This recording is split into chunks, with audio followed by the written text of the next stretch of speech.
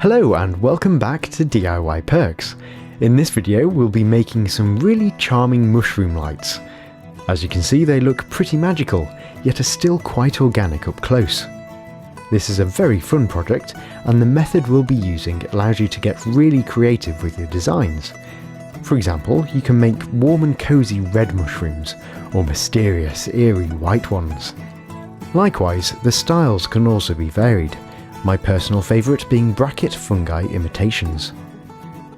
So to make some mushrooms, we'll need these tools and materials. Most of these can be found in your local hardware store, and there's a list in the description for easy reference. We'll be using flat SMD LEDs for this project, as they have a much wider beam angle than normal LEDs, and are usually much brighter. This means that the mushroom domes will be lit up much more evenly, although you can achieve a similar effect with normal LEDs by simply chopping off the tips. SMD LEDs can be bought individually, but they are much less common. So what we'll be doing is removing some from a cheap LED strip. This works out quite well because it also makes them easier to solder.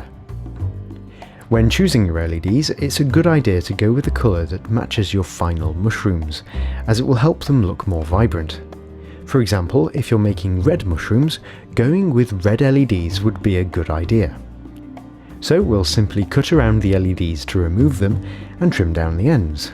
Now we can solder them up. As we'll be powering the LEDs with a battery pack that takes 3 AA batteries, we need to solder a resistor in series with each LED so that they won't get fried with too much voltage. To work out what value resistor we need, we can take the LED's required voltage and subtract it from the battery pack's voltage. Now we can divide the answer by the LED's required current, and then move the decimal point 3 places to the right, which gives us the ideal resistor ohm rating. Using this simple sum, we can reconfigure this project to work with a variety of different voltage sources, such as 5 volts from a USB port or phone charger. If you don't know your LED's required voltage and current, you can use this chart to get an approximate value. So now we've got our resistors, we can solder them to the LEDs. But first, we'll bend one end of a resistor's leg over, making a right angle, and then bend it back up again like this. Now we can solder either end of an LED to this notch. The little antenna sticking up will act as a support for a mushroom dome later. Now we need to get a length of thin wire, no less than 20 centimeters long, and solder one end of it to the other side of the LED. Now we can bend the resistor's leg inwards towards the center of the LED and twist the extra wire around it so that things are kept neat. As the resistors are what will give our final stems their strength, they need to be long enough so as not to limit the height of our mushrooms. So to make them a bit longer, we can extend them with some stiff wire.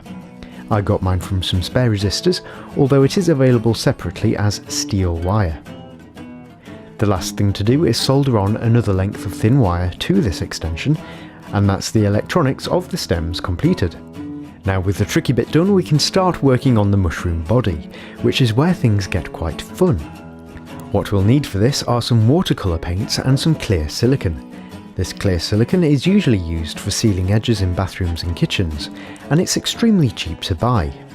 As it's pretty sticky until it dries, try not to get any on your fingers, as it can get a bit messy if you do.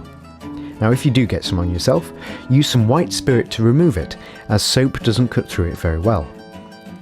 To give the silicone some colour, we can mix it with some of the watercolour paints. A good mixing surface is an old plastic carton lid, as it can be thrown away after use. Now I quite like natural colours for these mushrooms, so I'm going to go with a nice reddish brown colour, but you can of course use whatever colour you like, depending on what style you're going for. Once the first batch is mixed up, we can transplant it to some cling film and place an LED stem on top, and then fold over the cling film with the stem as near to the edge as possible. Now we can mould the silicone around the resistors and wires. It's pretty easy to get a good defined finish. After leaving them for around 3 hours to dry, we can peel off the cling film, and then pull off any straggly bits from the stem. We're now left with a nice neat stem that can be bent into different positions. So now we can prepare the base, making it ready for the stems. To make it, we'll need something we can drill into, like wood or maybe tree bark. The base will contribute a lot to the final look of the lights, so it's worth going with something that looks decent.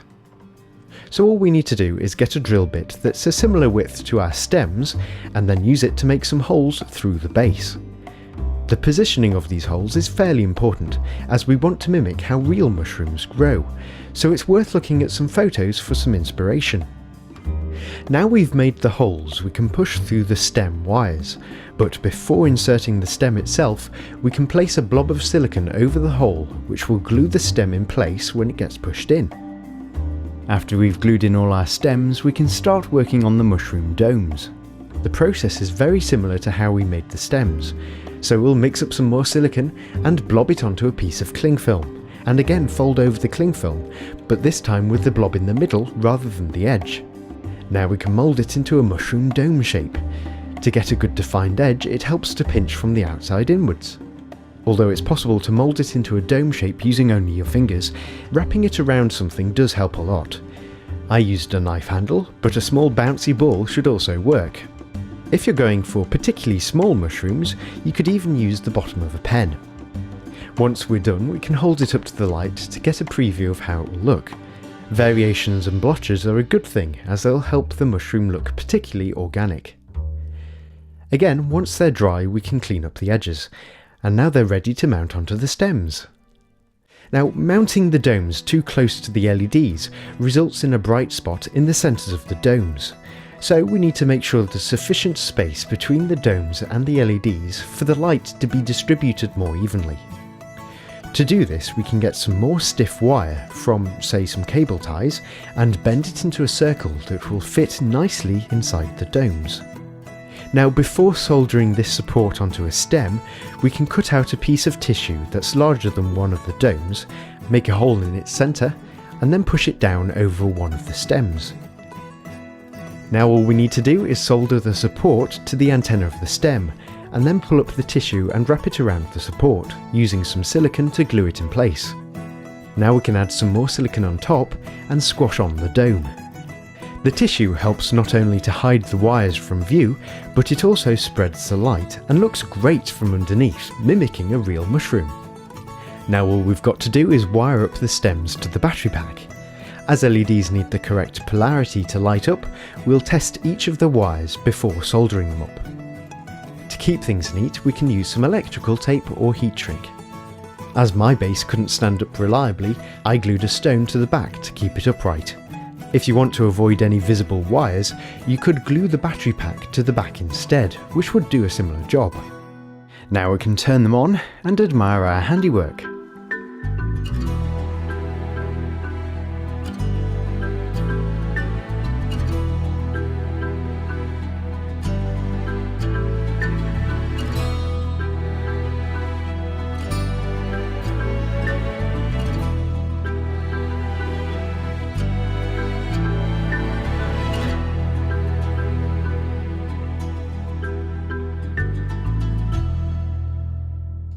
An extra bonus of gluing the battery pack to the back is that it allows you to mount the mushrooms onto a wall without any visible wires.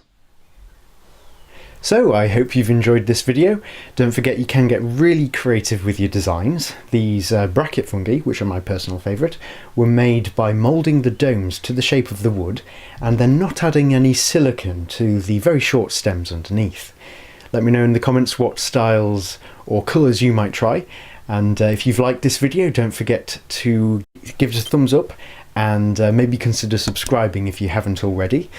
I hope I see you in my next video, where I'll be showing you how to make a one-click automatic backup system which keeps your data very safe, because backups are made much more regularly due to its ease. Alternatively, you might want to check out my previous video in which we go through the process of making an insanely bright 1000 watt equivalent LED flashlight, and this is one of my favourite projects I've done so far on the channel, so if you've not seen it yet, it's worth a watch. Other than that, I'll see you next time. Bye for now.